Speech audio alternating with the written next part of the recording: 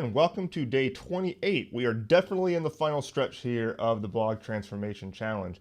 Today I want to talk to you about how can you find out from your audience what kind of products to make. So we're going to get a lot more specific here than we did in the last video where we were just talking about getting a constant flow of ideas, which could also be free things.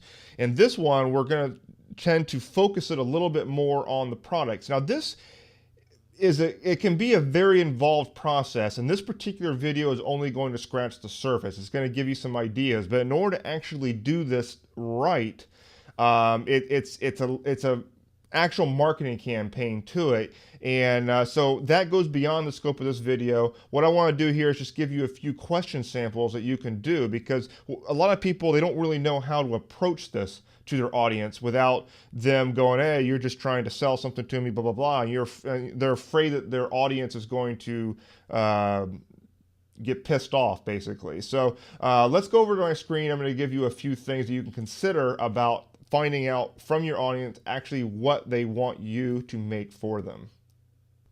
Okay, so let's look at some question samples to get product ideas from your audience. The first one is, what product would you be looking to buy if only somebody were smart enough to make it for you? So pretty cut and dry. You're getting them to name products out here or certain things that they're looking to get, but you're not directly saying, hey, I'm looking to sell you something. See what I mean? Now the next one is, what products have you been considering buying in the last several months? So this is more of a general feedback thing, a little bit of market intelligence. You're not necessarily saying you're looking to make anything. However, you want to know what kinds of things your audience is buying or considering buying, because that tells you the kinds of things that they are actually pulling out their wallet for. And then lastly is, what free thing would you like me to make for you? Now, the word free there is primarily there in order to remove price barrier, because what happens is a lot of times people will come and you're trying to scope out product ideas or things like that, and they're automatically going to have in the back of their mind the price tag, and that price tag is going to, they're going to use that potential price tag that they come out with to sway what they're even going to tell you in the first place. So what you want to do is put the word free in there. Make sure that it's not a matter of a money thing at this point. You just want to find out what kinds of things that they're interested in here.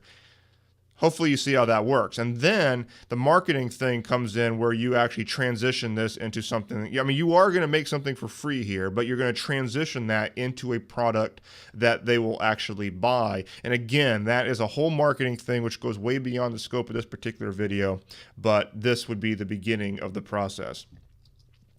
Now, lastly, what you want to do is you want to turn this whole thing into a two-way conversation. So as you move through this process, you're going to involve your audience in the product creation process.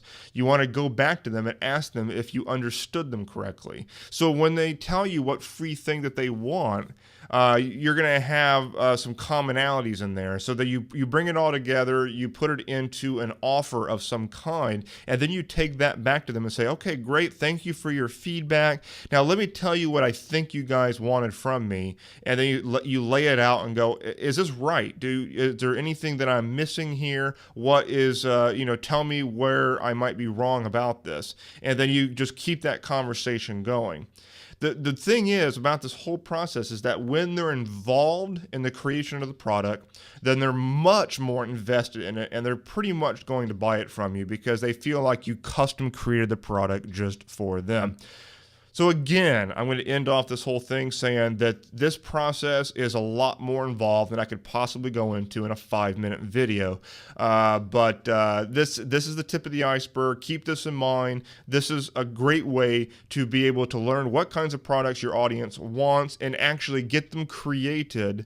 And ultimately, what you can actually do is pre-sell the thing and get them to buy it before you've actually created it. But again, that's the whole marketing thing that goes beyond this video. So I will talk to you guys tomorrow.